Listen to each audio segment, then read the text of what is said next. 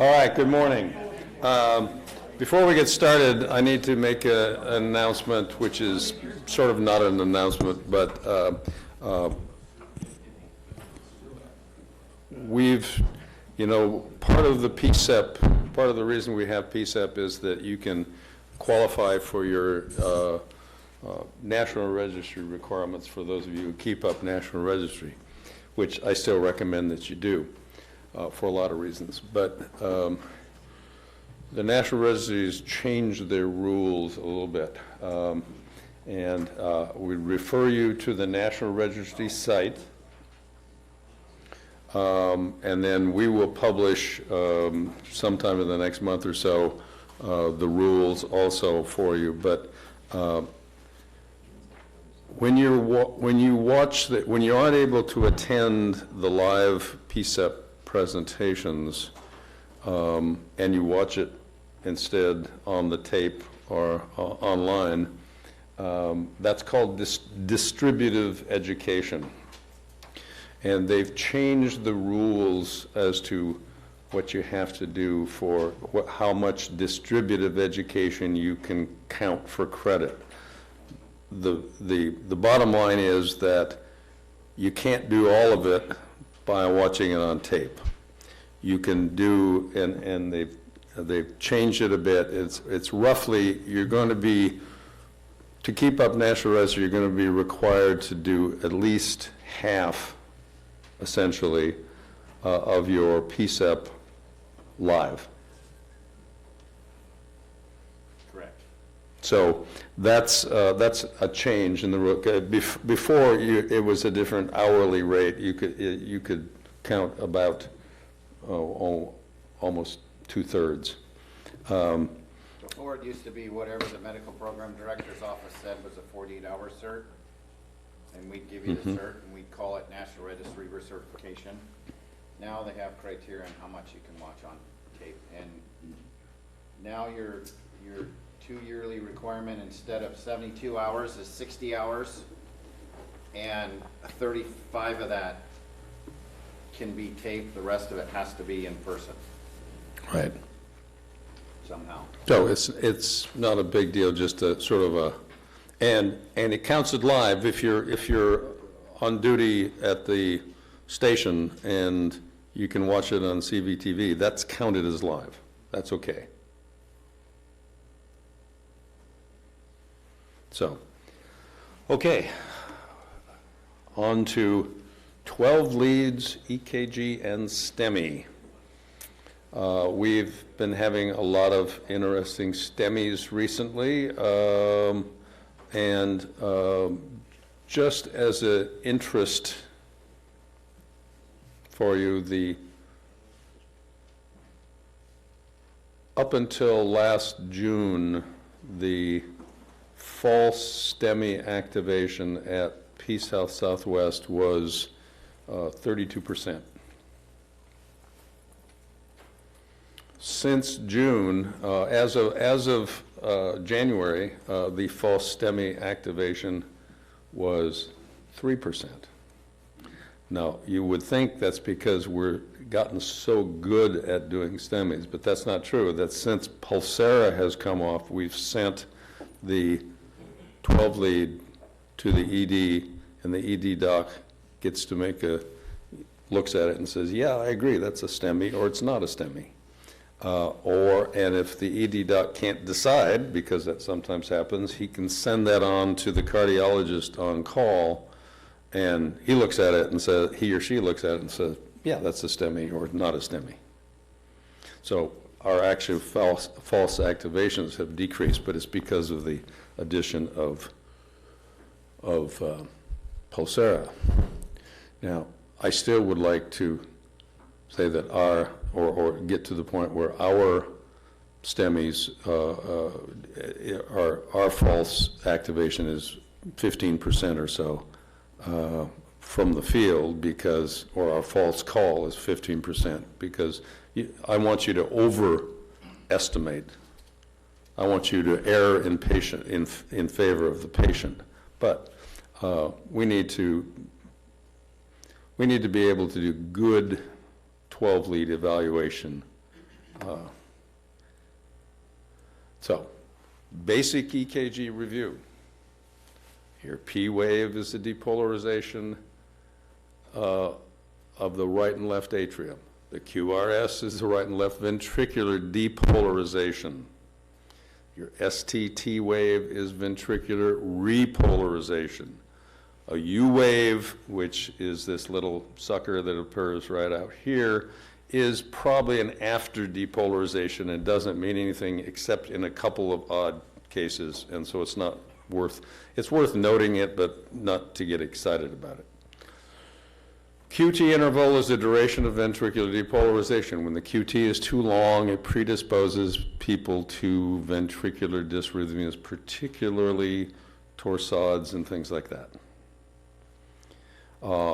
The R to R interval is the duration of the ventricular contraction cycle. So that distance from there to there. P to P interval is the duration of the atrial cycle. And hopefully the two are the same. If not, you've got an atrial ventricular dissociation. Now, your standard limb leads, right arm is always negative. The only reason of knowing whether things are negative or positive is that you have to think of the vector force going toward or away from that electrode. So right arm is always negative, left arm is positive if it's referring to the right arm, but it's negative if referring to the left leg. The left leg is always positive. So when you look at lead 1, you're going to see if you have a positive upstroke of the P wave and the R wave, that means that the vector is moving from the right arm to the left arm. When you look at lead 2, it's going from the left arm to the left leg, so it's moving toward that left leg.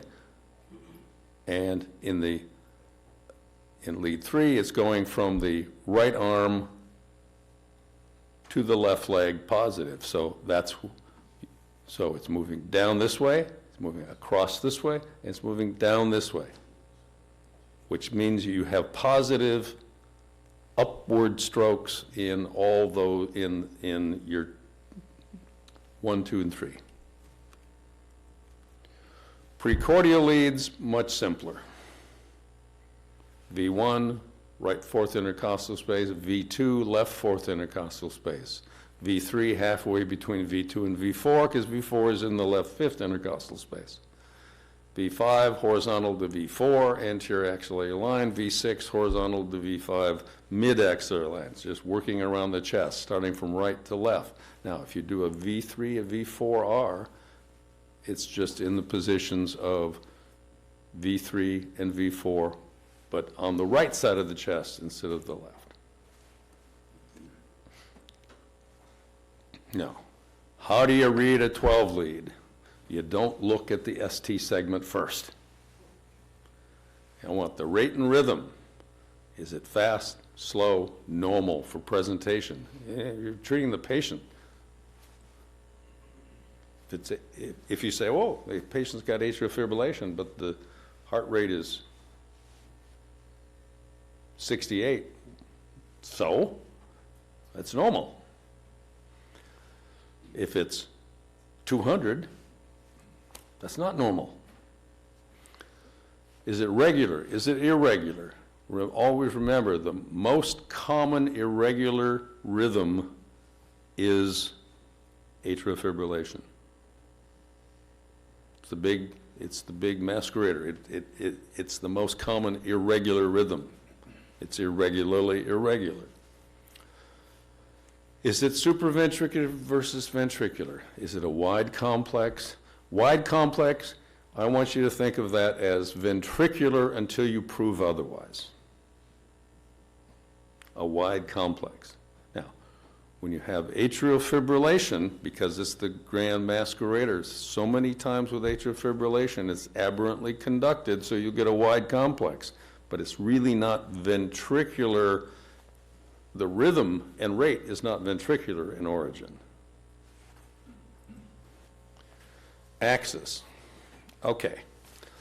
I sort of kicked myself and decided, should I even talk about axis? Because it's it's like the axis of evil. Do you really want to talk about it? Left axis deviation, why should you know anything about axis at all? Well, left axis deviation might suggest an inferior MI, if you can't figure it out already, or a paced rhythm, or an anterior fascicular block, the anterior fascicle of the left Purkinje fibers. Is it a right axis deviation? That suggests left posterior fascicular block or a lateral MI, if you can't figure it out otherwise, and right ventricular hypertrophy or acute right-sided strain. And then they have extreme right deviation, which is possibly VTAC, electrolyte derangement, misplaced limb leads. So, if you want to know axis at all, do it the simple way. Your normal axis, just look at lead 1 and lead AVF. If it's upright in lead 1 and upright in AVF, this is normal axis. And it's just, the way the heart, the way it is. Left axis, so you're thinking, oh, is it a fascicular block? Is it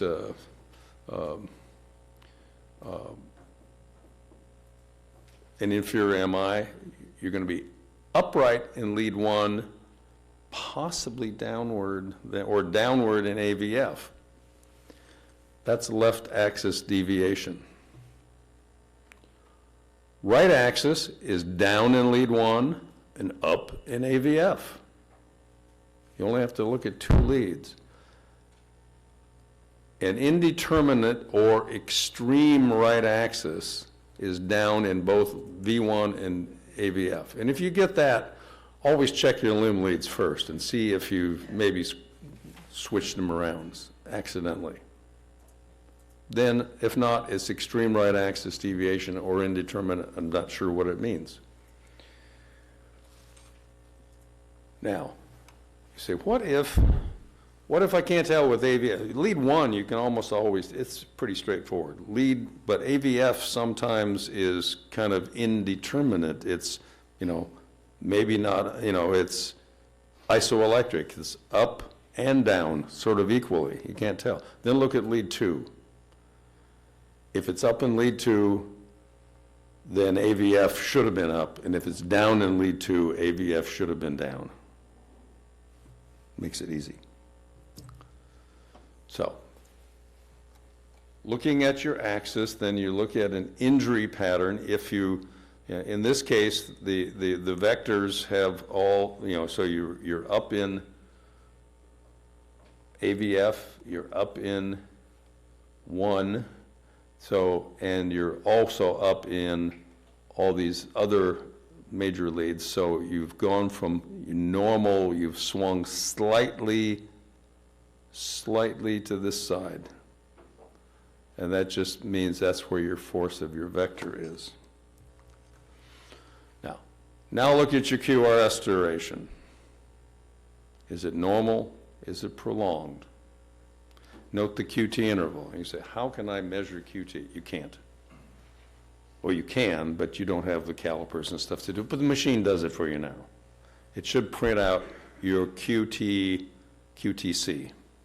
And you just have to know that in men, it should be less than 450. And in women, it should be less than 460. If it's more than that, then it's a prolonged QT interval. So think 464, if the machine tells you, so 464 would be slightly long for, that would be long for a guy. And that might predispose then to prolonged QT syndromes, which is the torsades type things. Now look at your morphology. If your QRS is wide, it has to be more than 0.12, more than 120 milliseconds, 0.12. Look at V1. If there's a terminal R wave, it's right bundle branch block.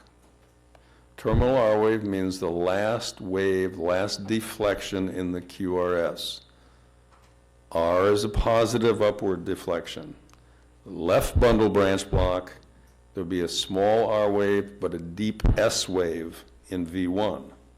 So you really only need to look at V1 to determine if you've got, almost all the time you can determine whether you've got a right bundle branch or a left bundle branch block with a, and it has to be a wide QRS.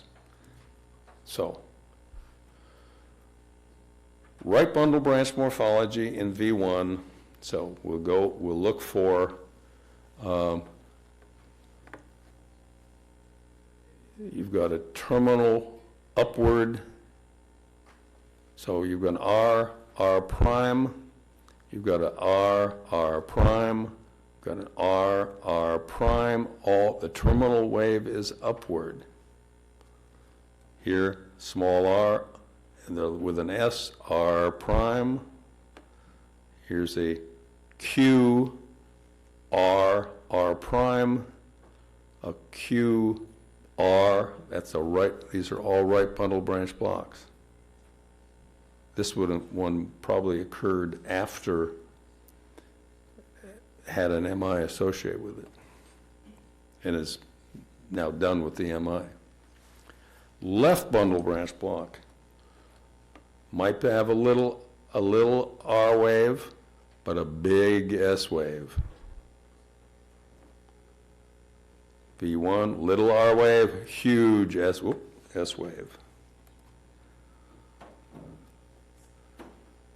R wave, big S wave. Or no R wave, big S wave. That's all bundle branch block. Now, if you look at V6, a lot of times you will get an R prime, which confirms it to you.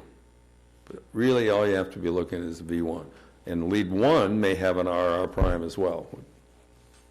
Now, obviously, you need to know left bundle branch block versus right bundle branch block, because we're going to talk about STEMI mimickers. Now, but I will discuss that in a bit. So, STEMI, 1 millimeter elevation in 2 or more contiguous leads. 1 millimeter. And I mean 1 millimeter minimum. And a lot of places do not accept in V1, 2, and 3, they won't accept it unless it's 2 millimeters. A lot of medical, now I want you to get it to have at least a millimeter, but you know, it doesn't have to be 2. If you got a millimeter elevation and it's real and not just a fake news. And then, does the patient have symptoms of acute coronary syndrome? Are they having chest pain? Are they having fatigue? Are they having diaphoresis? Are they having nausea? Are they having, if they're having stabbing chest pain when they take a deep breath, that's really not ACS symptom. Might be, but you need a 12 lead. Anytime you got chest pain, get a 12 lead. But do they have symptoms that makes you think that this guy's having a heart attack? If you go there, if you go and you see a little old person who's confused at a nursing home, and you smell the strong flavor of urinary tract infection likely, and they appear to be septic, and you do what I'd like you to do, and you throw a EKG on them, and you say, oh my God, I think I've got a millimeter of ST elevation in lead 2, 3, and 4. Don't call a STEMI on that one, because it's probably not true. You're not there for a STEMI, you're there for sepsis. If you've got 5 millimeters of ST segment elevation, well, they darn well maybe, they might have had an MI and now they're in shock and septic because of that. But you've got to make the symptoms fit with the patient. When they're 20 years old and they're having chest pain and they have a little ST segment elevation, it's probably benign repolarization rather than an MI. Do they have reciprocal changes? Reciprocal changes tell you a lot. If they have reciprocal changes, then what you see is elevation. Now you're seeing reciprocal depression in the opposite leads. That's probably truly a STEMI. If you see elevation in leads and the reciprocal leads, the opposite side leads also have elevation, you think, that's kind of unusual. Maybe, people don't have generalized STEMIs. That's probably then going to be pericarditis. So we just think. So think how these go together. So we're going to talk about STEMI, but what does the evolution of an MI mean? An MI is a by definition, a myocardial infarction is, a STEMI myocardial infarction is a Q wave producing myocardial infarction, which means some tissue dies. And our goal is to minimize the production of Q waves by diagnosing a ST segment elevation myocardial infarction early and fixing it. And it gets fixed by going to the cath lab and having that artery opened by a balloon and having a stent put in after the fact to minimize the production of Q wave. But here's your production. So here is a normal, and as you start into the myocardial infarction, the ischemic process, ischemia occurs and you begin to have an elevation of your ST segment and hyperacute T waves. So the T wave probably gets wider, but certainly often gets taller. Doesn't peak like it's still rounded at the top, so it doesn't peak like it does in hyperkalemia as much. Then the next thing is you get real ST segment elevation, significant elevation, and that's, of course, the STEMI. That's what we want to call at this level. Then, and so the time period from here to here is minutes to hours. Then, as this evolves, if you don't treat it, if you don't fix it, is the patient will start to develop a Q wave. And now that's usually 24 to 48 hours after the actual infarct. So you've got dead tissue. The Q wave means it's dead, that some of that tissue is dead. And you still have ST segment elevation, and you may have some T wave inversion, maybe biphasic. Then as it progresses to day 2, day 3, day 4, the Q wave gets bigger and the ST segment comes down pretty close to baseline. Usually it's inverted T wave, and then over a period of 2 to 3 to 4 weeks, usually around 2, you get the Q wave firmly established. Q wave has to be wider.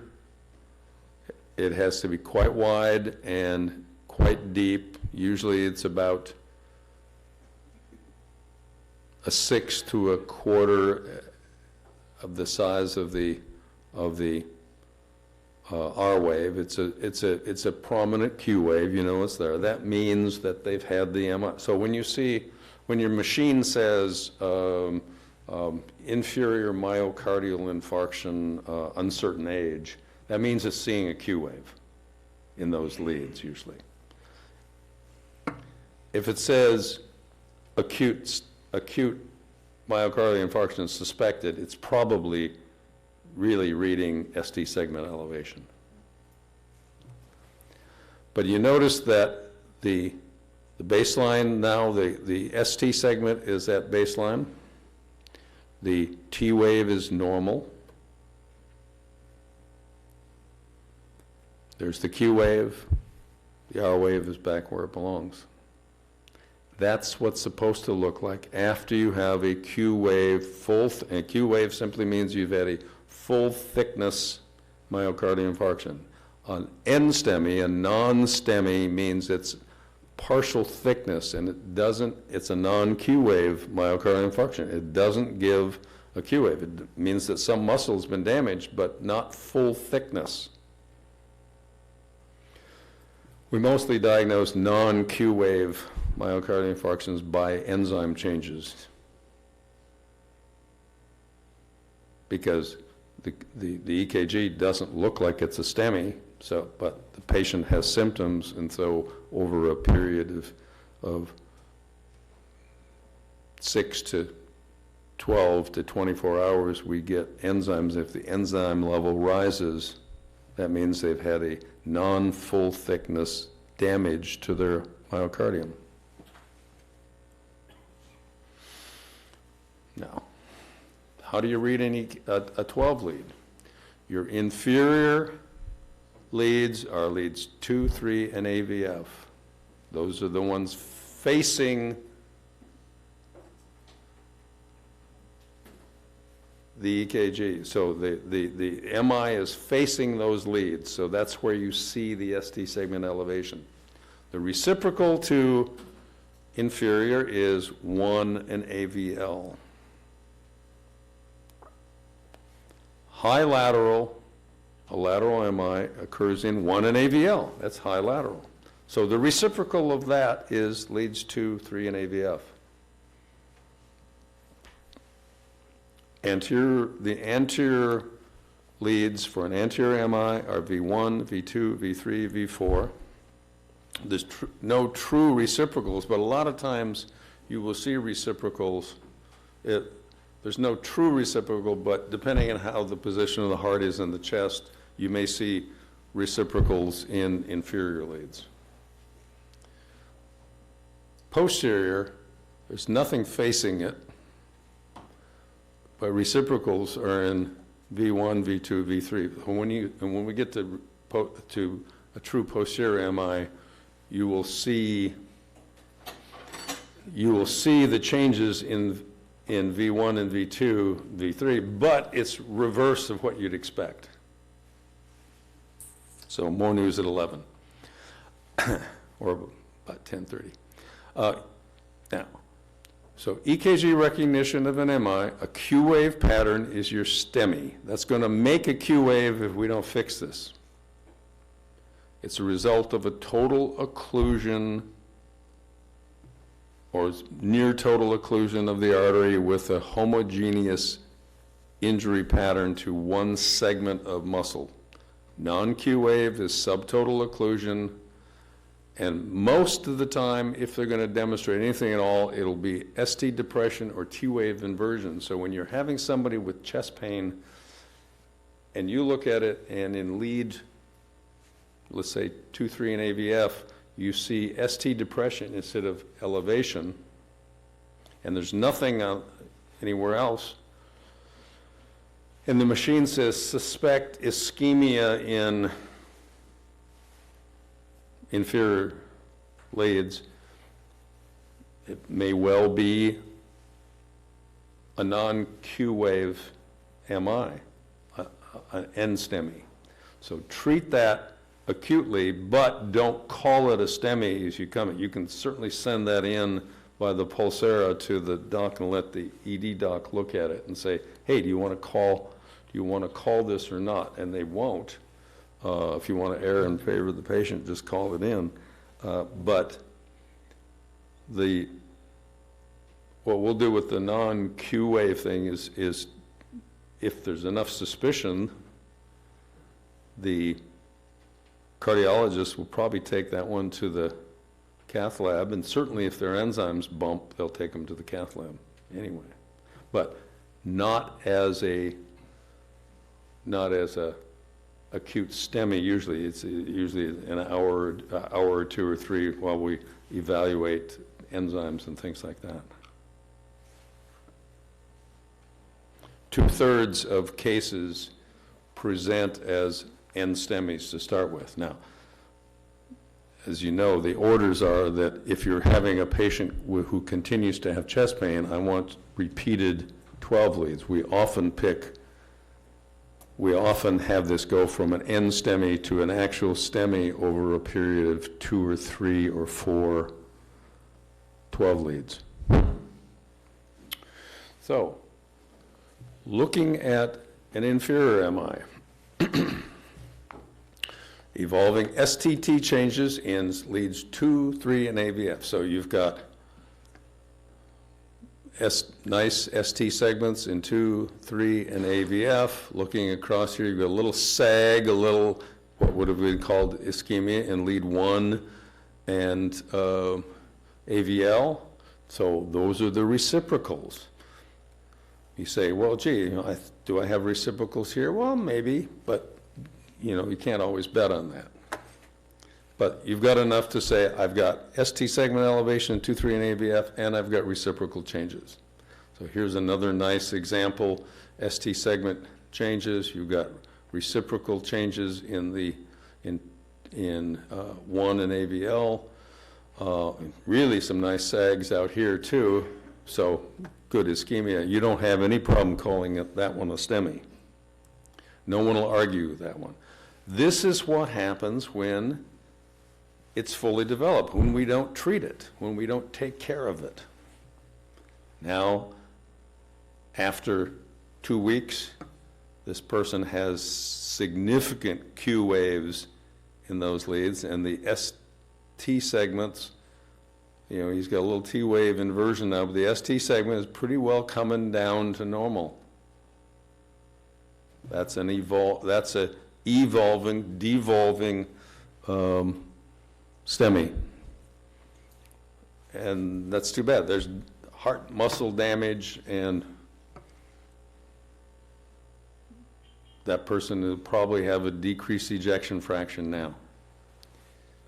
Now, with a STEMI, probably up to 50% of with an inferior STEMI, probably up to 50% of the patients that involves the right coronary. The right coronary artery serves the right side of the heart, and only 50% of the time. So, in that case, what's the rule? The order? The order is to determine whether this is a right coronary infarction, because if it's a right coronary infarction, that means that the right ventricle is affected, and it's going to be very much dependent on preload to keep your blood pressure going, because it's a very weak side of the heart anyway. Low pressure system, pulmonary system. So if it's damaged and it won't be able to pump forward as efficiently, it needs primer. It needs to have fluid for pump. You can't disappear your fluid into the venous system. And how do we do that? We disappear the fluid into the venous system by giving patients nitroglycerin, which dilates the venous system, makes a great capacitance, but then blood doesn't return to the right heart, and the heart can't compensate for that. So in a right-sided MI, a STEMI, inferior STEMI with a right-sided MI, right coronary MI, that means that if you drop the person's blood pressure, vasodilate them at all, you're really going to plummet their blood pressure. And those are the guys that get into real trouble when we give them nitroglycerin. How do you could just not give nitroglycerin, or you can do a right-sided 12 lead, which means just move V3 and V4 to V3R, V4R. And I'd really like you to get both V3R and V4R. It takes almost no difference of time to do that.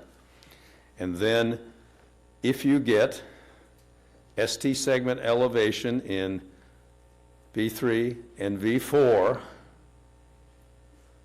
along with the elevation in inferiors, then you know that that's a right coronary infarct. And what you have to do with that is just not give them nitro, unless they're frankly remarkably hypertensive, and that happens occasionally. But if a patient has a right-sided MI and they have a blood pressure of 190 over 110, I think I'd like to lower that pressure anyway, that'd be better for their heart. So you can give them nitro in that case. But if they're normotensive, don't give them nitro. Give them something else for pain, like fentanyl, which doesn't drop your blood pressure. So the reason we went away from morphine for chest pain is because morphine will always vasodilate and drop your blood pressure because of the histaminic effects of morphine.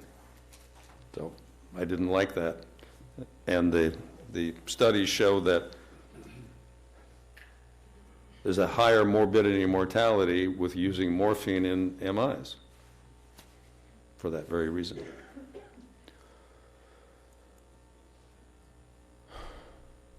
Now, an anteroseptal MI. Your ST segment elevation is going to be in the anterior leads, V1 through V3, V2, V3, and often V4. So you've got ST segment elevation, you got a little bit in the septal, which is truly V1, but this is still septal V2, and anterior, so you have ST segment elevation, and ST segment elevation out here. Also got a little bit in V5 and V6, which is going to be a lateral.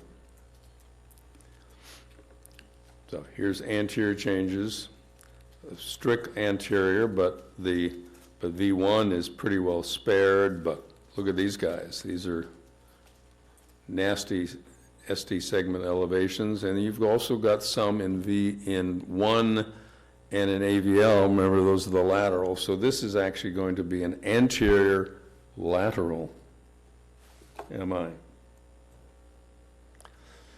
What happens when the anterior MI evolves? Well, you get the Q waves in these big leads, and so now this is fairly wide, and you can say, well, how do I know that that's not a left bundle branch block? Well, because it carries all the way through there, and you have nothing in V6. You have a Q wave, but it turns out if you measure it, it's right on the cusp. It's by 0.11. It's not wide enough to be a bundle branch block, but it's close to that. But it's a big Q wave, and that's what we don't want to see happen to that person. If you get an anterior MI with big Q waves, you can guarantee that ejection fraction is not very good, because anterior MI means it's in the left heart, and the left heart is your big pump. And you damage the left heart, you damage your ability to pump forward. Anterolaterals, so you've got anterior. Got ST segment elevations now in V5 and V6, also some in 1 and in AVL, so it's the pure anterior lateral. This is what happens. You get your Q waves in the lateral chest wall as it evolves. high lateral, mostly involving 1 and AVL. Now, a true posterior MI. Your EKG changes are in V1 or V3, but they're basically a mirror image of an anterior septal MI. So, a couple of cardiologists I knew at one time said, well, the best way to see this is to take your EKG and hold it up to a mirror, and if it looks like it's ST segment elevation in the mirror, I said, that's the silliest thing I ever heard. You can't go walk around with a mirror in. But basically, so what you're seeing is extreme, what appears to be a pretty good sized R wave, and then ischemia. And the same thing in V2, big R wave and ischemia, but what you're really looking at is ST segment elevation upside down and backward. And you say, well, how can I figure that one out? Well, the guy's got chest pain, and the nice thing about this is most of the time it's associated with ST segment elevation in the inferior leads. So here you have 2 in AVF elevated. So you say, inferior. What this is the reciprocal. So this is really, but if you call it an inferior MI or if you call it a posterior MI with reciprocal changes, what difference does it make? This is an inferior MI and posterior. It's a posterior MI. You're going to treat the patient the same way. You seldom will see significant changes in here without seeing some changes in, how often, maybe 1 out of 50 in my guesstimate, that you will see only posterior changes. Now, in the long run, what happens when that MI fully develops after 2 weeks? If you missed it, if we don't treat it, well, instead of getting a Q wave, you get a huge R wave in V1, which is not right. Your R wave should be tiny in V1 and then gradually progress into V1 and V3 or V2 and V3.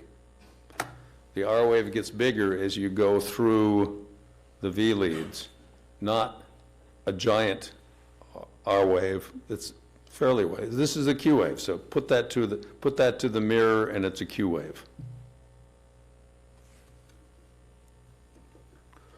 So, know what to look for. ST segment elevation, more than 1 millimeter in 2 contiguous leads, not in lead 1 and lead AVF. Those aren't contiguous leads. It's 1 and AVL. Know where you're looking. So use your pocket card if you can't remember it, but it's pretty straightforward. 2, 3, and AVF go together. That's inferior. 1 and AVL go together. That's high lateral. V1, V2, V3, V4 basically go together as anteroseptal. V5 and V6 goes together. It's lateral. Okay, STEMI mimickers, the kind of things that we don't want to call in as a STEMI because they're not STEMIs. First one, we already mentioned briefly, acute pericarditis. In acute pericarditis, you see ST segment elevation in more leads than you should. In other words, most leads. And of course, if you have, so here you have lead 1, lead AVL elevated, lead 2, 3, not so much elevated, but lead AVF elevated. You have elevation in V1, V2, V3, V4, V5, V6. So this person is having a total body, total myocardial infarction. No, that's not going to happen. You're not going to occlude both the right and left coronary, all segments at the same time.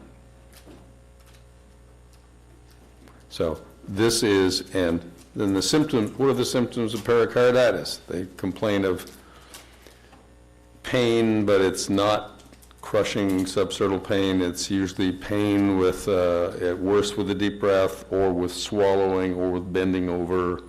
They may have a fever. It's an inflammatory process. Is it infectious? Possibly. And it's not, and then you have ST segment elevation in too many segments to be realistically a myocardial infarction. Big one, which we see, and think mostly of older people, people who have a history of chronic hypertension, history of their cardiac disease. They get left ventricular hypertrophy. And what catches your eye right off the bat is that their R waves are really big, or their S waves are really big, or all of them, the R waves and the S waves in the V leads, the chest leads, are very big. They're actually bigger in the limb leads too, but they're particularly big in the chest leads, because those are the ones that are right on top of the left ventricle. So what you do, the rule is, you take the largest deflection of V1, which is an S wave, largest deflection, count it out, and add it to the R wave in V5, or the S wave in V2 and add it to the R wave in V6. And if it's more than 35 little boxes total, that's by definition left ventricular hypertrophy. And it could be wide complex, it could be narrow complex. In other words, QRS could be wide or narrow. In this case, it's narrow, which is more often than wide, but it doesn't make any difference. So it's the height of the S wave and the height of the R wave put together. So V1 and V5 go together, V2 and V6 go together. So in this case, we'll look at V1, and you have each of these big boxes is 5 little boxes. So you have 1, 2, 3, 4, 5, 6, 7. Well, you're already over 35. But then you add this one, and so you've got 1, 2, 3, 4, 5, and another 25. You've got a lot. That one's not hard. So, and you notice that in V1, you have ST segment elevation. That doesn't count. That's the mimicker. You're going to have ST segment elevation in the presence of left ventricular hypertrophy. So all of these ST segment elevations, although they're there, you can't say that's a STEMI. You have to say this left ventricular hypertrophy. Patient may have chest pain. It may look like it, but don't call that as a STEMI. If you want to send it in on your Pulsera, you say, I got chest pain, and here's the 12 lead. I think this is left ventricular hypertrophy. We'll let Marty sort it out. Now, MI and a right bundle branch block. Remember, the right bundle branch block has your terminal R wave is upright in V1. So here you have an R wave, and there's actually there's a Q R prime here. it's very tight, but, and you say, well, this is a nice right bundle branch block. And you're looking around for now, well, that's not ST segment, that's not, ooh, this is now beginning to be a little ST segment elevation. And there we've got some nice ST segment elevation in here, and these are contiguous leads, and there's ST segment elevation here. And with a right bundle branch block, the ST segment elevation counts. So this one you can say is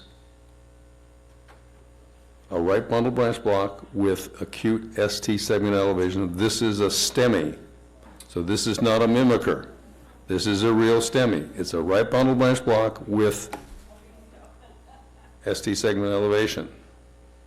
Here's another one showing ST segment elevation here with a right bundle branch block, wide complex, R, terminal R wave upright. And you've got ST segment elevation here, you got ST segment elevation here. I would call that one too. But now you've got the most common. Now right bundle branch is not as common as left bundle branch. We see a lot of left bundle branch blocks. A lot of them happen after a STEMI. A lot of them happen during a STEMI. But by and large, the left bundle branch blocks we can't call, because they're always going to have some ST segment elevation. So this is a left bundle branch block, correct? Wide complex, deep R wave or S wave in V1. You want to look over here, it's a little wide down here too, and if there's anything, there's a little rabbit ear notch at the top that's an R prime in V6, but that's not necessary. All you need is V1. Right bundle branch block, and it looks like there's ST segment elevation, but it's not real. And you say, well, look, there's ST segment depression in these leads. Yes, but ST segment depression and the R wave has to be in concordance to make it real. Concordance means your ST segment elevation is present when you have an upright R wave as well. So in the V lead or a V1, you have an S wave, and the ST segment elevation is discordant. It's upright, whereas this is downward. In this one, the R wave is upright, but the ST segment is somewhat depressed. It's not concordant. It's in the wrong direction. The same as this one. R wave is up, ST segment is depressed. There's no ST segment elevation where there's an upright R wave. And that is the definition of concordance in a left bundle branch block. So here's another nice left bundle branch block. ST segment elevation there, it doesn't count, it's the wrong direction. You don't have any place in here where you have concordance. So left bundle branch block, and if you're not comfortable with concordance, just don't call a STEMI with left bundle branch block. How often will you see concordance? Well, I say in the last 5 years, we've got 2 cases of concordance in all of the left bundle branch blocks we've called in. And that's probably 300-400 of them.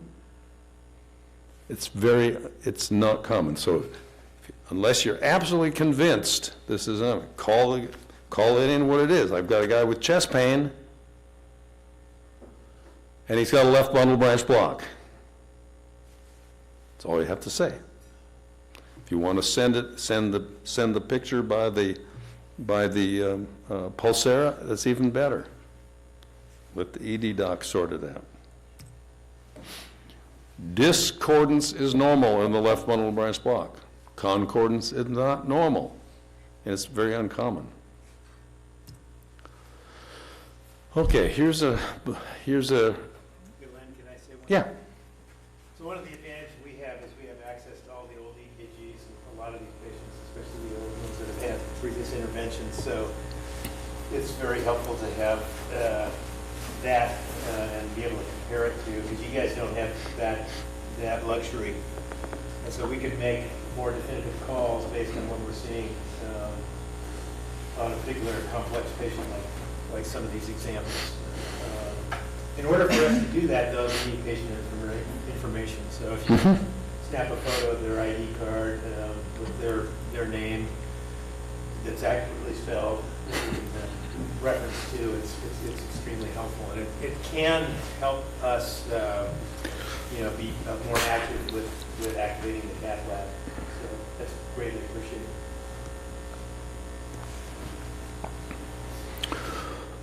so benign early repolarization is an EKG pattern that's commonly seen in young persons and in healthy people less than 50. Unfortunately, occasionally you see it in an unhealthy person under 50 as well. But it's widespread ST elevation, not as much as in pericarditis. It's very common in the precordial leads, so in the V2 through V5 leads, and it's can be confusing when patients are having symptoms, particularly I think, oh, I have heartburn. Well, it probably turns out to be heartburn, and then they have this little ST segment elevation in V2, 3, 4. What you often see is a little notching at the J point. The J point is where your ST segment begins. So by the S and T, so right at this level here, you often get this little notch. And you can just see the little notch as it occurs in this well. So in this one, for example, you've got in lead 2 here, you've got a notch, little ditzel here. Same thing in 3, little ditzel. This one is fairly clean in V1 and V3. So, but now in V4, you have another little ditzel. So this is a J point notching, and this is, although we have ST segment elevation, slight ST segment elevation, you might say, oh, is this a inferior MI? It's probably benign early repolarization.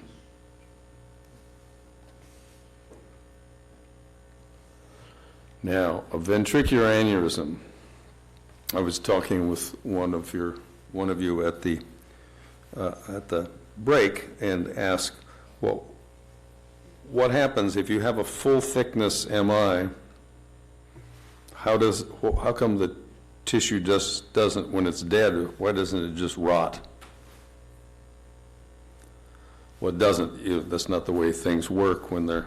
First of all, you still have some minimal perfusion of that tissue through the endocardium and the epicardium, but you get, what happens is that normally it scars. What the Q wave is a scar. Unless, and the scar is pretty strong. I mean, it's strong, but it doesn't contract. Now, sometimes, instead of making depending on the size of the injury, instead of making a fully developed scar, this tissue gets weak and thinned, and because it has increasing pressure on it, and the tissue around it is contracting and pulling on it, it stretches and thins out, and then because you've got blood inside the ventricle, it begins to balloon out because it becomes weak, and it makes what's called a ventricular aneurysm, which is basically a bleb, a ballooning out of the ventricle. The bleb doesn't, because the tissue has been injured and killed, it doesn't contract, and it's dyskinetic. It's sort of like how a flail chest works. You know, when you have the flail chest and when you breathe in, instead of having your chest rise out, it sinks in. Well, as the heart beats, the ventricular aneurysm balloons out. It's disconnect, so that the heart function, the muscle function, it doesn't function very well, and the EKG looks different, and it has a potential for possibly rupturing in the future. It's usually held in by the pericardial sac, so that kind of keeps some of that together. But the trick with the ventricular aneurysm, it ultimately will mimic a STEMI, because when you do a 12 lead of it, it will show persistent ST elevation, because that ballooned out aneurysm doesn't conduct and doesn't function like the rest of the heart. It doesn't necessarily show the Q wave. It can show the Q wave if there was enough scarring there too. It can occur in any lead. It's most common in V1 and V4 because those are the big ventricular leads anyway. Patient has to have a history of a transmural infarct, in other words, a STEMI. And this is what it looks like. You get, in this case, narrow complex, big Q wave, but a narrow complex, so this is a Q wave now. Q wave, Q wave, Q wave, but persisting ST segment elevation. Now, you say, well, if the guy just had a STEMI a year ago, and now he's having severe chest pain, could he have a STEMI with ST segment elevation from an acute heart attack? Probably, yes. That could happen. If he had a normal EKG in between, it'd be nice, or a EKG just showing a Q wave. But in this case, if this occurs like 4 weeks after if you go out 4 weeks after his myocardial infarction and he still has ST segment elevation, it's probably a ventricular aneurysm. Now, if the guy's having chest pain and he's having this, unless you had seen him previously 2 weeks before, I would probably call in as a STEMI and let them worry about it. Because it's probably just as likely that he's had another myocardial infarction as he has an aneurysm. And it doesn't hurt us any for you to send the picture in by the Pulsara. Okay, what are our treatment guidelines in your orders for STEMI? Well, this one where is this assumed STEMI? Well, it's V1, V2, V3, V4, V5, V6, AVL, little bit in one, enough to think about, and reciprocal changes. So I guess we could say this is a big anterolateral, a nasty one. Those are tombstone-y looking kind of things. So I think we'll call that one as a STEMI. Your initial intervention, primary survey, O2 high flow. I want to keep your oxygen at it should say 94 to 98. EKG, treat any dysrhythmias per protocol. If ischemic event, get a 12 lead. Don't delay care. IV nitroglycerin, repeated every 3 to 5 minutes. but a caution in right-sided myocardial infarction. So what I said is if you have a proven right-sided myocardial infarction with ischemia in inferior leads with a positive V3, V4, right V3, V4, I want you to withhold nitro unless the patient's hypertensive. Go right to fentanyl for pain.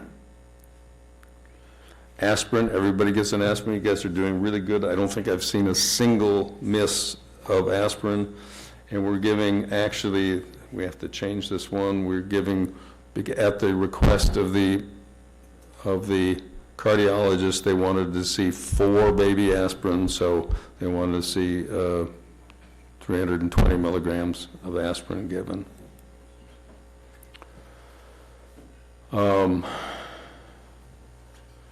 So a STEMI, active chest pain less than 12 hours, 12-lead EKG with ST elevation 1 millimeter or more, no left bundle branch block or paced rhythm. Paced rhythm, of course, is going to be a left bundle branch block. Unless you have concordance in 1 or more lead. No active bleeding, severe liver failure, severe systemic disease. We won't send that one probably to the cath lab. Notify the ED immediately. Do aspirin, nitroglycerin as indicated. Transport initially. If your initial 12 lead is negative or inconclusive, repeat every 3 to 5 minutes if symptoms persist. Do a V3 and V4R if you have inferior MI. So, any confusion? I want to talk a little bit about dysrhythms, which is not MI. Dysrhythm may occur with an MI, but okay. Ventricular tachycardia. Usual causes are ischemic heart disease, cardiomyopathies, structural disorders, previous surgical scar, drugs that prolong the QT interval, so class 1A and class 3 antidysrhythmics, things like amiodarone, things like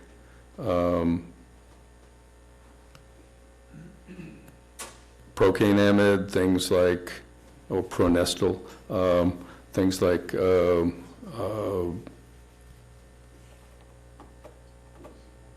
brain is just having a shutdown here. Also drugs, a lot of drugs prolong the QT interval, phenothiazines, including Haldol, etc. Which is why when you use Haldol and things, I want people on a monitor, because you can see if they do something funny then. Methadone will actually prolong the QT.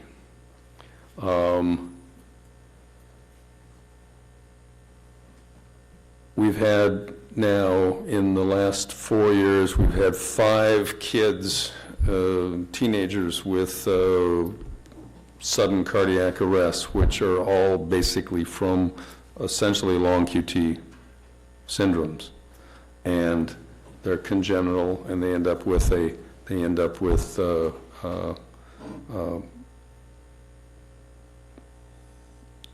internal cardiac defibrillator. Electrolyte imbalances, hypokalemia, hypocalcemia, hypomagnesemia. Anybody who is in a starvation kind of syndrome, or who's on electrolyte wasting medications, certain diuretics, people who are excessively dieting, people who have been bulimics, anorectics, alcoholics. Essentially, alcoholics are sort of in a starvation syndrome. They're often low on magnesium and potassium, calcium. This is why they have seizures sometimes, and if they have a seizure, they probably also have prolonged QT. Digitalis toxicity. So, ventricular tachycardia, and this one kind of is suspicious of, especially particularly lead 2, a nice line, it's kind of suspicious of being a torsades kind of thing because it's kind of moving, it's various and sundry. It looks like it's moving around a point, like torsades does. Rates greater than 120, QRS greater than 120, so 3 boxes. If there's a P wave associated, there's no AV, there's no relationship between the ventricular rhythm, and it can be polymorphic or monomorphic. If it's polymorphic, it's likely to be more of a torsades. Treatment of ventricular tachycardia is very straightforward. If it's unstable, so unstable by definition, hypotensive, signs of congestive failure, chest pain, shortness of breath, confusion, or being unconscious. That's unstable. If they're conscious, if you can, give them some Versed to start with, but sync cardiovert them. If they're uncardioverted, they just get sync cardiovert. If they're unconscious, sync cardiovert them. Start at 100, 150, 200. We had a case the other day that was cardioverted in the ED at 200 directly. If you forget the 100, 200, 300, I'm not going to spank you, just sync cardiovert them. Unstable. If they're recurrent VTAC or persistent VTAC, treat with amiodarone or magnesium sulfate. If the patient appears to be a torsades, the first drug of choice would be magnesium. If they appear to be just a regular VTAC that didn't convert with shocking, give it a dose of amiodarone and repeat the shock. If ventricular tachycardia is stable with adequate perfusion, if they're stable, you have time. Do a 12 lead prior to and after treatment. Now, you notice you didn't do a 12 lead with an unstable patient. By definition, they're unstable. You don't have time. If they're stable, treat them with amiodarone, 150 milligrams over 10 minutes. You can repeat that if VTAC recurs or didn't go away, and they still stay stable. Now, if they stay refractory, or if they go into torsades, or if they happen to be a tricyclic overdose, give them some magnesium. If VTAC persists, call them unstable and cardiovert. Now, if the patient is totally stable and you say, God, I don't know if I want to do this, call and talk to medical control. Because sometimes we will transport, if you've done multi-treatments and they still stay in VTAC, there's something else going on. And if they're stable, they're stable. If the patient's unstable, or you think, if you smell unstable happening, just call them unstable and cardiovert them. Now, if in your cardioversion they convert to VFib, you immediately switch over to the VFib mode and defibrillate them. If the VTAC is pulseless and the patient is unconscious, not responsive, then you treat it just like VFib and you defibrillate rather than cardiovert. This is straightforward. Only cardiovert somebody with a pulse. Defibrillate otherwise. Okay, wide complex tachycardia. This confuses us a lot. Definition wide complex tachycardia is almost the same as VFib or VTAC in the sense that it's greater than 120, so more than 3 little boxes. Rate of tachycardia has to be over 100. The differential of wide complex tachycardia could be ventricular tachycardia, and if you think it's ventricular tachycardia, treat it like ventricular tachycardia. If it's unstable, treat it as unstable. It's the same treatment. Shock. So it could be the differential is ventricular tachycardia or supraventricular tachycardia with aberrancy or pacemaker rhythms. And you should be able to pick out a pacemaker rhythm. First of all, the guy's got a lump on his chest. Secondly, you've got the spike. You should be able to pick that out. And they're all going to be wide complex. Most of them are going to be left bundle branch block type of pattern. Because, why is it a left bundle branch pattern? Because the pacemaker implant goes into the right ventricle. So the right ventricle depolarizes first, and then the left ventricle depolarizes, going around the heart.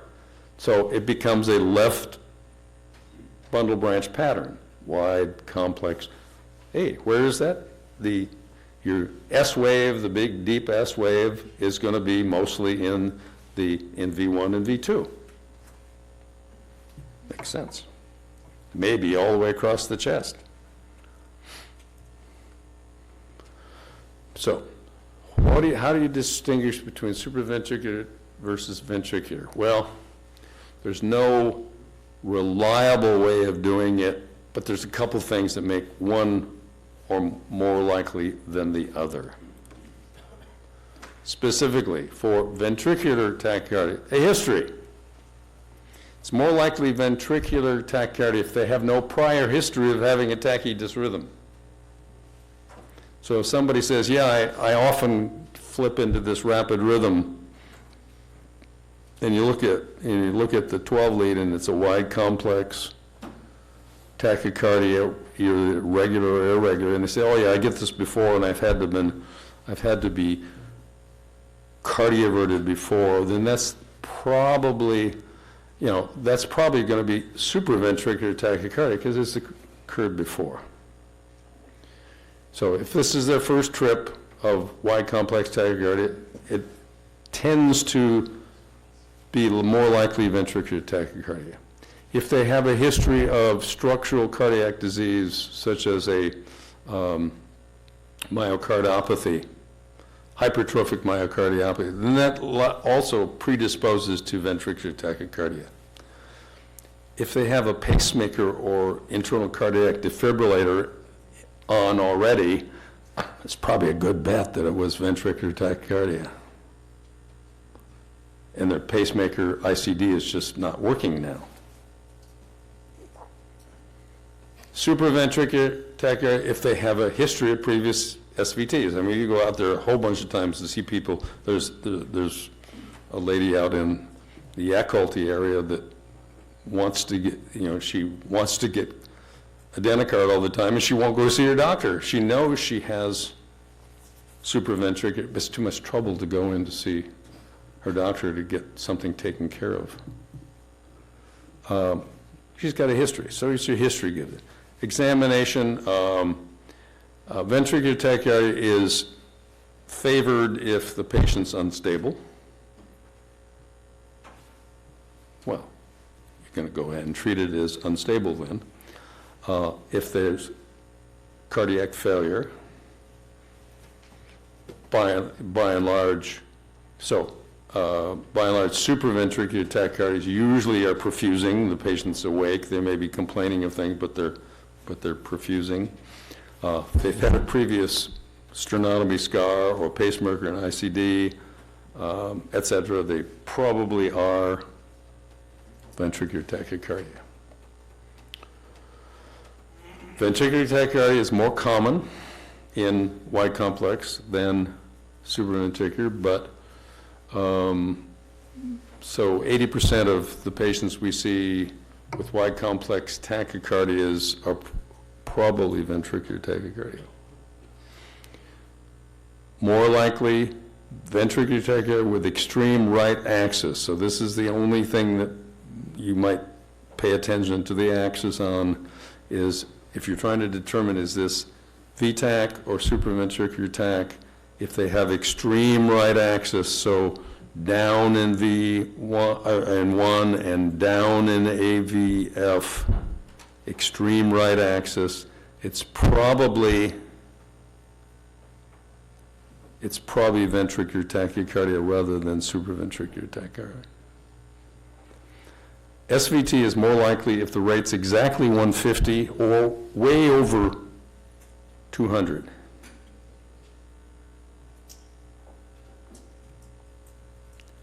And if it's a narrower QRS, so the width is barely wide enough to count as a wide complex. Now, wide complex tachycardia, uncertain type, but you think it's supraventricular. If it's stable and regular and monomorphic, means there's no polymorphic characteristic of the QRSs. Stable, regular, and monomorphic. Heart Association says if you think it's supraventricular or probably supraventricular, stable, regular, monomorphic, and your gut level is it's supraventricular, then you can try adenosine. 6 milligrams, you can repeat the 12 milligram dose.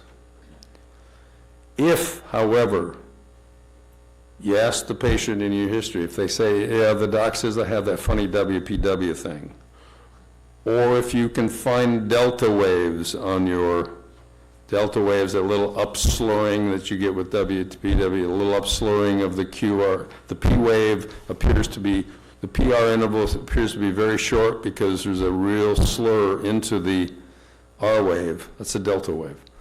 That's indicative or suggestive of WPW or reentry tachycardia. Don't use adenocard if you have known WPW or delta. Treat this as if it's VTAC. And a stable VTAC you would treat with amiodarone for a wide complex, stable VTAC. If you've treated with adenocard, then go ahead and treat the patient, and they didn't convert, go ahead and treat the patient as if it's VTAC then. And if you would then give them amiodarone, fine, if they're stable. If they're unstable, if at any point the WCT becomes unstable, say they're unstable and treat them with Dr. Edison's favorite medicine, which is electricity. Now, atrial flutter. Atrial flutter typically has a large reentrant circuit. So it's a supraventricular tachycardia, but it may present as a wide complex too. But supraventricular with atrial flutter, if it's a narrow complex, the rate is usually 250 to 350, so it's pretty fast. And so you kind of know that it has to be. A ventricular rhythm usually is somewhere between 120 and maybe 180. If it goes over 200, you're starting to push the envelope. Because the ventricle just can't beat that fast without being driven by a source above it. So usually the beats, there's a 2-to-1 block, so you get a regular rhythm of maybe, if the underlying rhythm is 300, give or take. So if you have a 2-to-1 block, you have a rate of 150, which may ultimately involve the patient fatiguing out, getting short of breath, getting signs of congestive failure, getting maybe some chest discomfort from ischemia, because there's not enough filling time and there's no absolute coordination of the atrium and ventricle. If it's a 3-to-1 block, then they'll have a rate of 100, and the patient's pretty stable. I mean, totally stable at that level. You don't have to worry about it usually.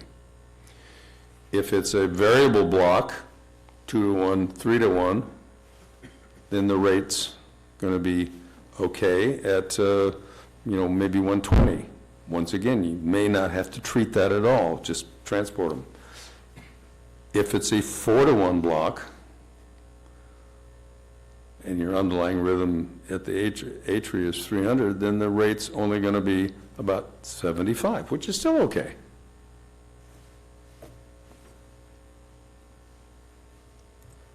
So, here's a couple of variable rhythms. Here is a atrial flutter with a 2-to-1 block. Here's an atrial flutter with a 4-to-1 block. Here's an atrial flutter with a variable block. But this patient might be short, if it's an older person, this patient might be short of breath, might be worth treating. This patient, probably not. Just start a line, keep an eye on them, and transport them. Atrial fibrillation, my favorite of all. Most common sustained dysrhythmia. Basically, it's disorganized atrial activity, so you have an irregularity of the ventricular response. Because the atria is fibrillating, be a variable block at the AV node, and so some of the atrial beats will get through, but totally variable. So your ultimate rhythm is an irregularity. You can hear it better than seeing it. If it's really fast, you can hear so listen to the machine beeping. It may be acute, may be transient, may be paroxysmal. Some people start and stop. You get there, they'll be whipping along in atrial fibrillation with a rapid ventricular rhythm and then spontaneously kick out of it.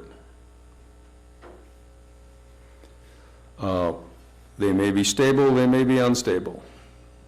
Has multiple causes, potentially causes of it, but the most common is age and ischemic changes and atherosclerotic changes. The incidence is prevailing. The lifetime risk for people over the age of 40 years of age is 25% of us will get atrial fibrillation before we die. No, not that many of us will die of atrial fibrillation, but we'll have atrial fibrillation. Atrial fibrillation is a common occurrence post-cardiac surgery, usually occurring about day 2 or 3, goes away. So here we have atrial fibrillation with a rapid ventricular response. Best thing is look at your lead 2 or your rhythm strip lead, and you can see that it is irregularly irregular. Now, do you need to treat that? Only if the patient is symptomatic.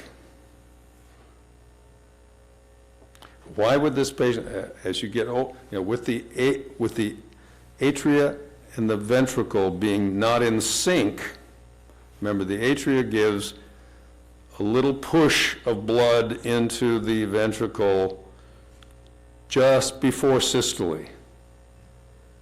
That's what the AV node is there, is to slow things down so the atria can make a contraction, giving just a few cc's of blood push into the ventricle, which stretches it at the end of diastole, which gives it extra power with no work. That's called the Starling effect, the Starling mechanism. It's a stretch. It's that little stretch that you do of the muscle and gives it more power with no extra work. When you lose that, you lose about 15% of your cardiac output, which may be enough to push an old person into congestive failure, into ischemic pain in their heart. But, I mean, most of us can get along fine with heart rates. How fast is this heart beating? Oh, varies, maybe 150, 160 times a minute, the ventricle beat. You know, that's a good run or a good ride on a bike. Most of us can do that without any trouble. So even older persons, but atrial fibrillation, losing that little kick, may kick them over. So they may be symptomatic. Treatment of atrial fib or flutter with no hypotension, with a rapid ventricular rate, symptomatic. If they're symptomatic, in other words, they are starting to get chest pain, or they're complaining of chest pain, they're having some signs of congestive failure, RALS, it's affecting their mentation a little bit, we can slow that rate down. We'll slow the rate down. We're not treating atrial fibrillation. There's nothing in your orders that says treat atrial fibrillation. I don't want you to treat atrial fibrillation. Atrial fibrillation, if I'm going to treat it and cardiovert it, I do a lot of, except if the patient's very unstable, you have to do some really significant tests on the patient, including now we do an ultrasound to see if they have any clot on the leaflets of their mitral valve, because if you cardiovert them, and whether it's electrical or chemical, and they suddenly change to a regular sinus rhythm, they blow some of those clot off, and that can stroke a patient, that can, affect, you can get a clot into a kidney, you can get a clot into, rarely into the heart itself, into coronary artery, you can get a clot down a leg. There are downsides of cardiovert. So we don't, in the field, treat atrial fibrillation except unstable. But what we do is slow down the rate if the patient can benefit from that. We slow it down with the drug of choice is diltiazem. Slow, 0.25 milligram per kilo with a max. I put a max of 20 on it the first time around. And you can repeat it as needed, but you probably won't have to ever repeat it. If we don't have diltiazem, verapamil works. It's a little bit different dosage. Usually it's 5 milligrams over 2 to 3 minutes. Now,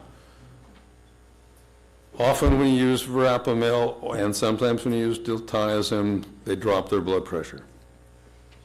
Then we treat the patient with some calcium. These are calcium channel blockers. So we give them some calcium, and the best way is to give this stuff slow in the first place. Now, there's a caution. If the patient's taking beta blockers, the combination of a beta blocker and a calcium channel blocker, I will guarantee will drop their blood pressure. So we usually don't do it. And also, only use diltiazem, calcium channel blocker, just like adenosine. Don't use it on take that back. Do not use diltiazem, calcium channel blocker, or a beta blocker if we were using that, but don't use it on a wide complex tachycardia, because you cannot sort that out if that is a WPW or not. And that could that can give you a reentry only through the alternate pathway, and you could end up with a reentry VTAC. So we don't use diltiazem on a wide complex tachycardia. Very simple. Narrow complex with symptomatic symptoms if you're trying to slow the rate only, if you think there'd be some guarantee there. or some advantage. If you have hypotension, calcium gluconate IV plus a little fluids usually does the trick. Now, obviously, you can't use fluids if the patient's in congestive failure. So, here's the supraventricular tachycardia, fairly wide, but not wide enough to be wide complex. And if the patient's symptomatic, then I would go ahead and treat it. Now, atrial fibrillation, if it's unstable with a rapid complex, cardiovert. Now, you said, well, wait a minute, you just said that you don't cardiovert atrial fibrillation without doing some tests. Yeah, you cardiovert doing some tests. Yeah, you cardiovert it if it's unstable. Unstable is unstable is unstable. Unstable means hypotension, shock, severe chest pain, severe congestive failure, altered level of consciousness. That one gets shocked.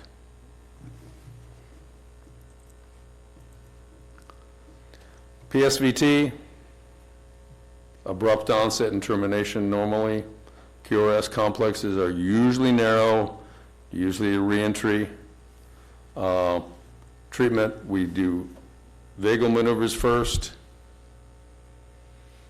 If that doesn't work, try adenocard. Vagal maneuver, we're now using, and a lot of you are using vagal maneuvers besides having them blow into the syringe, which is a good trick, is that have them do the vagal maneuver laying down and then elevate their feet immediately, their legs. So that's an augmented vagal maneuver. You're returning blood from the legs, and that stimulates the vagus even more. And that will usually cardiovert them or convert them.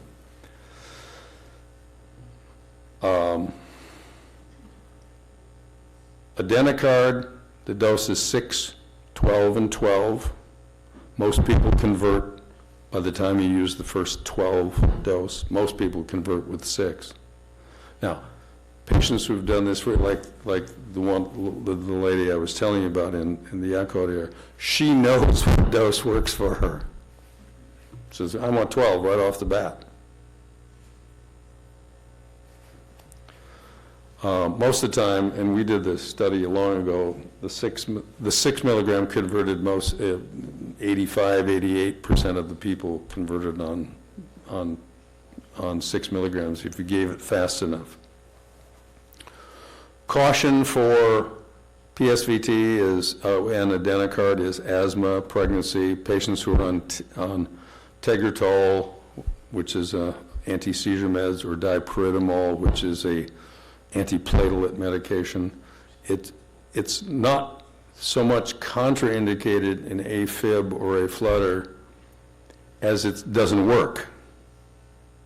What it will do often is slow down the rhythm so you can see that it's AFib or a flutter, and then it'll speed back up again, and it won't change.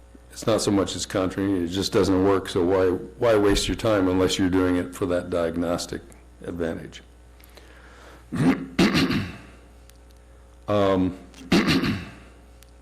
WPW. If the patient with PSVT is unstable, what do? Spark them. Now, if it's pure PSVT and you've done vagal maneuvers, you've done full dose of adenocard, and incidentally, one of the things to try after you use adenocard, if say you've used 2 doses and it hasn't changed the patient at all, hasn't converted the patient, do your vagal maneuver again.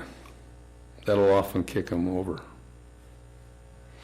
But if PSVT persists and the patient is stable but whining and complaining about it, you can do a calcium channel blocker then. And the standard diltiazem dose, 0.25 milligram per kilo slowly, and it will probably do the trick. Now, remember, it'll at least slow the rate down.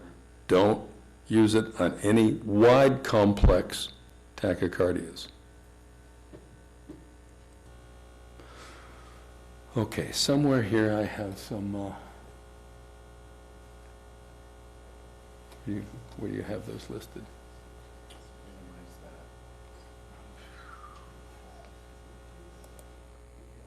Ah, right-hand side. Okay.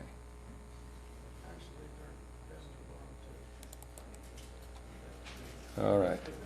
We have some case reviews. Okay. First one, chest pain, clammy, 63-year-old female. About 9 a.m. had an onset of heartburn-style chest pain moving from xiphoid up to her throat, causing numbness in her left arm, sweaty, short of breath on exertion. Took multiple gas pills with no relief. Has never had this before. Standing outside a trailer. Had just seen I, Tonya. Speaking in full sentences, no immediate distress, moved to the gurney. So GCS is fine, of course. Pulse ox 98. Impression suspected inferior STEMI on the 12 lead. So here we have ST segment elevation in 2, 3, and AVF. And we have, notice this one, they didn't mark it, but you see V4 here is a nice big R wave. So when we go to the next one, oh, there's no R wave there, so that happens to be a V4R. I just didn't write it down on the thing. So you've got ST segment elevation, and you've got some minor ST segment elevation here. And now, happily, they appear to have done maybe a V3R here, so that it looks elevated too. So this is, I don't know that they necessarily called that one as a right-sided. Let's see if they did any, let's see. Okay.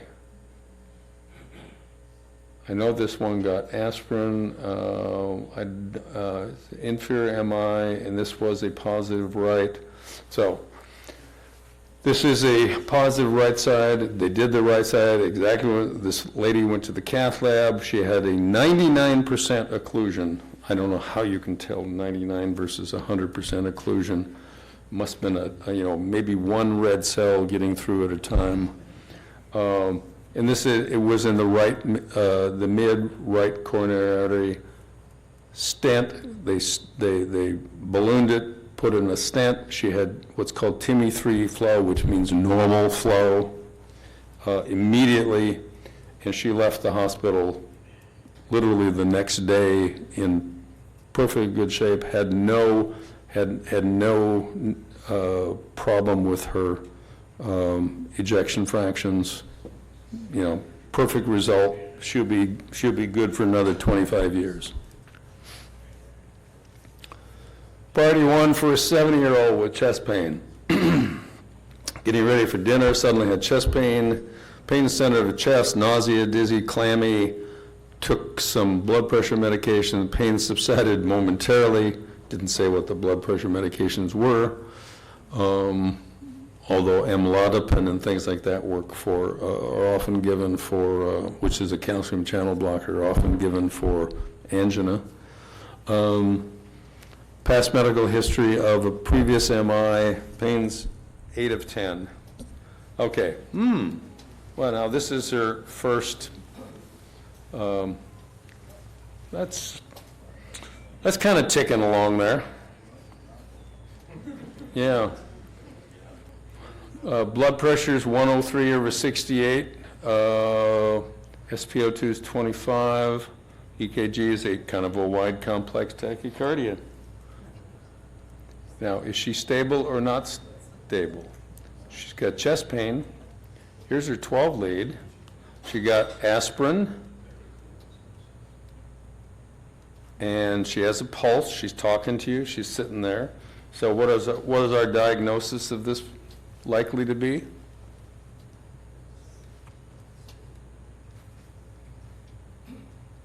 Is it supraventricular or ventricular? Setting of chest pain, setting of previous MI, setting of, let's see, she's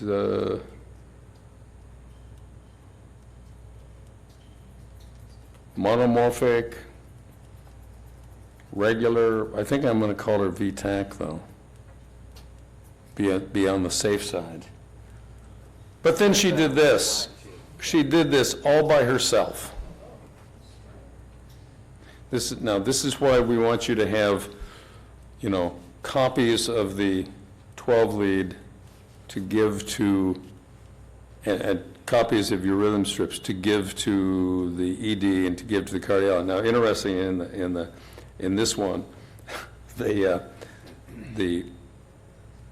somewhere between the ED doc and the cardiologist, the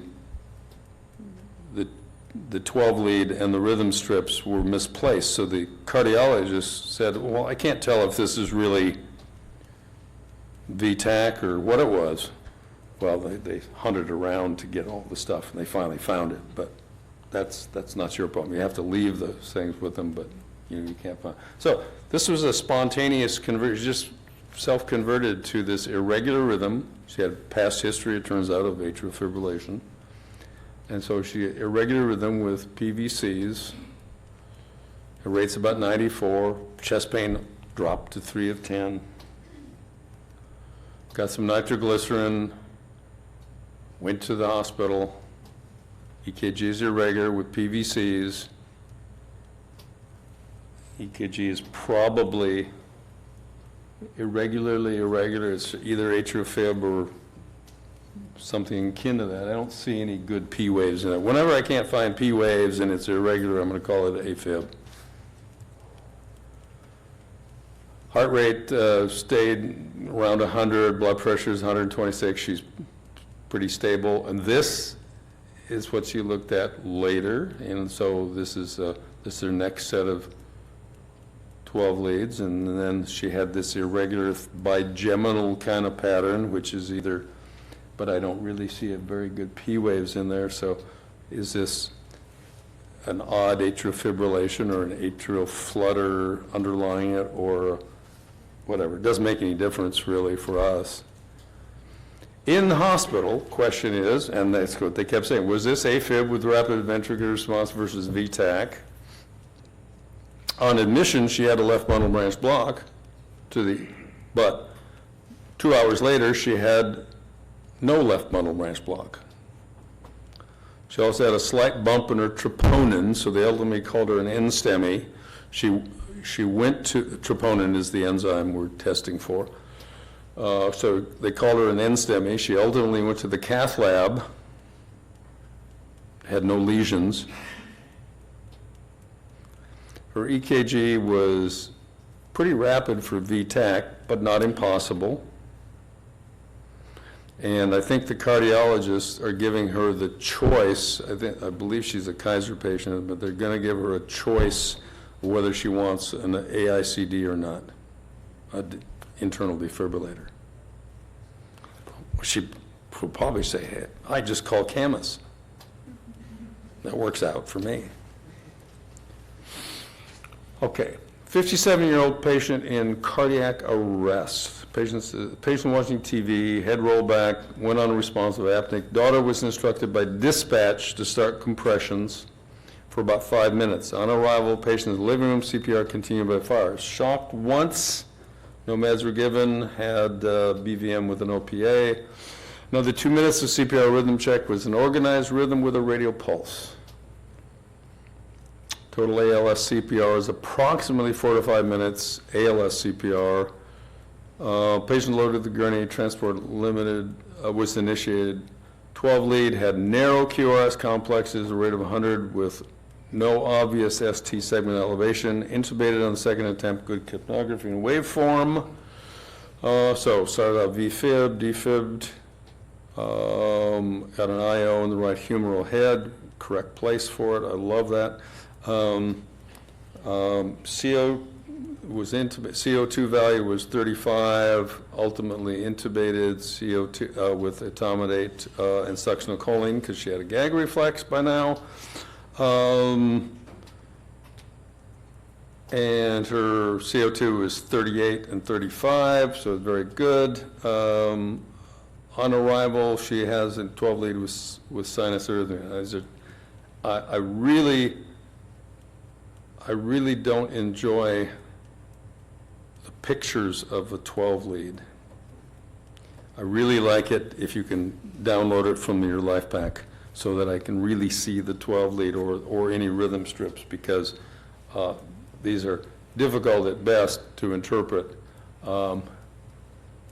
as you can see.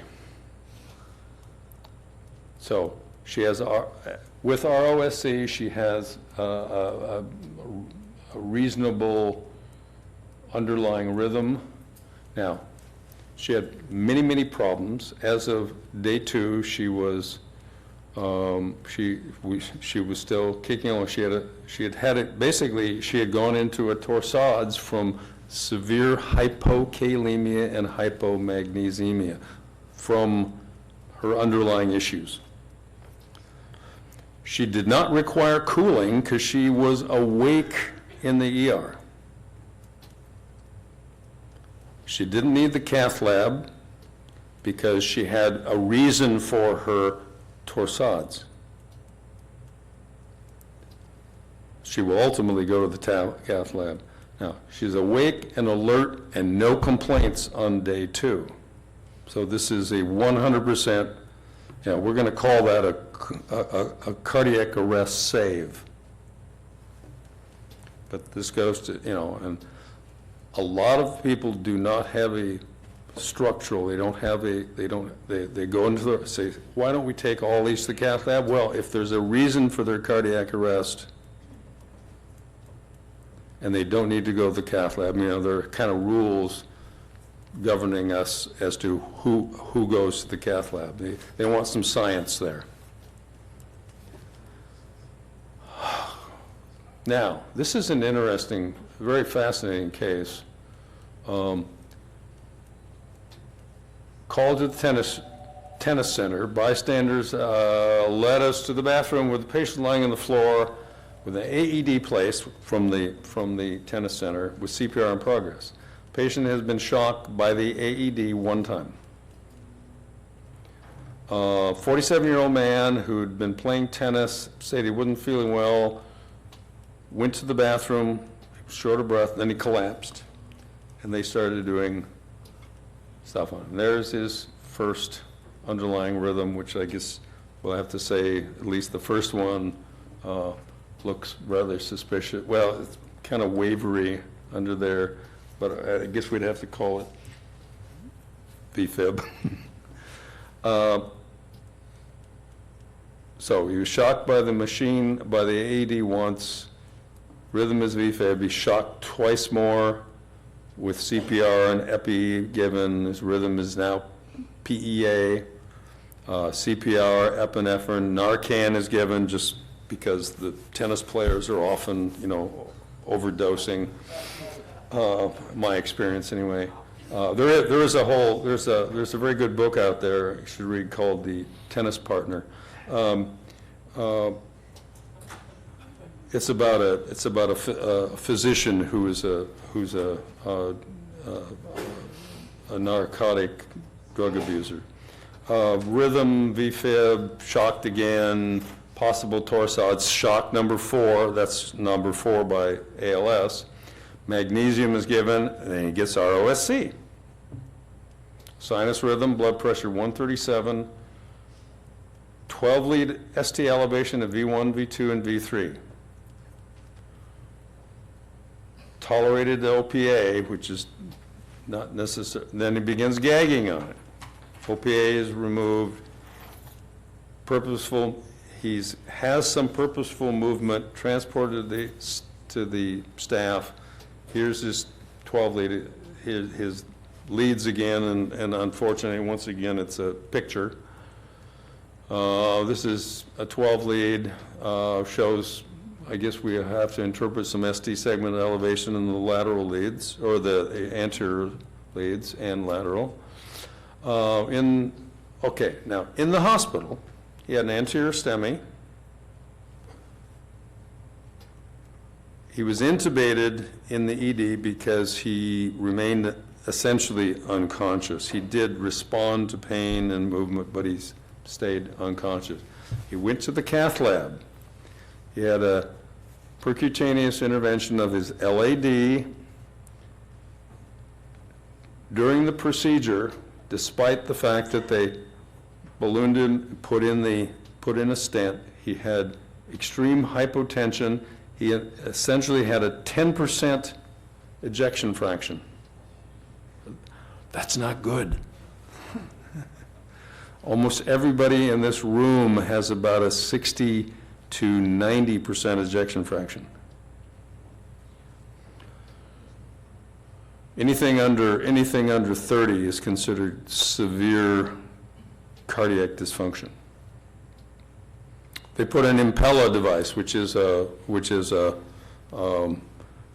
device that they put in. It's a left ventricular assist device, but it's put into in the cath lab. It's put into the aorta, so helps to give some forward pump.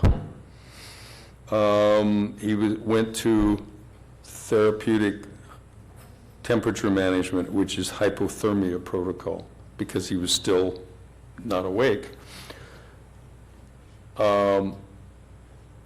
He was in the CICU on a vent, on the Impella, on multiple, and I've done more checking on this since that time. He was on multiple meds to maintain his blood pressure. It wasn't working. So he's been transferred to Emmanuel and put on ECMO,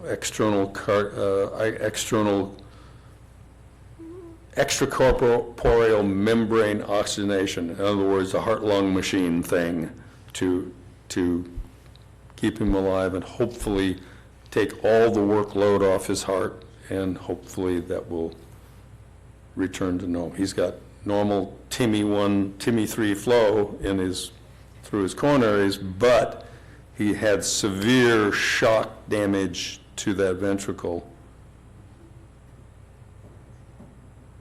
which is not maintaining his blood pressure. So we'll have to, he was doing okay when I last checked, which is earlier or last week, but transferred.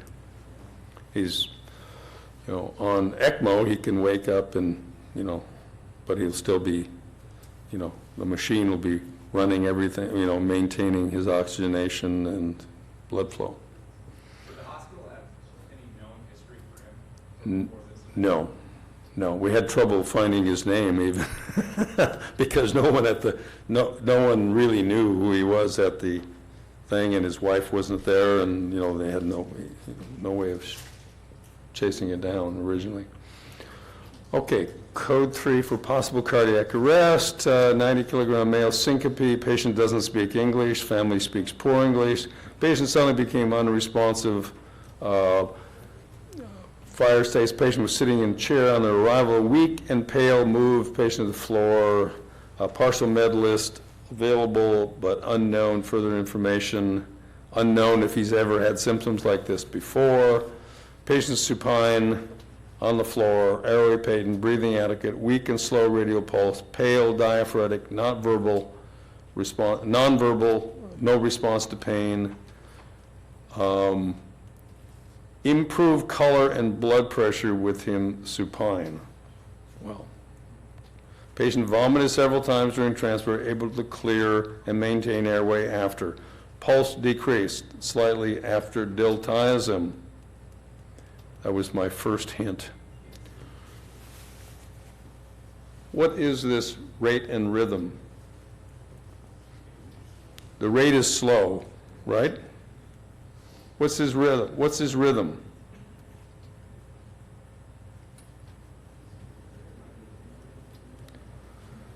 Well, you have to use Dr. Whitworth's favorite diagnostic tool here. Do you see any P waves here? Or do you have to lie about? Do you have to give me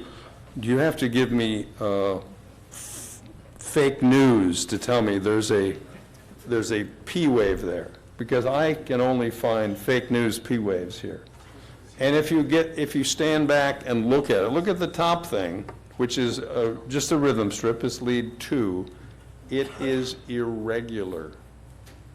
This is atrial fibrillation. Is there anything in my orders that tell you to treat atrial fibrillation? I already gave it away earlier. I said no.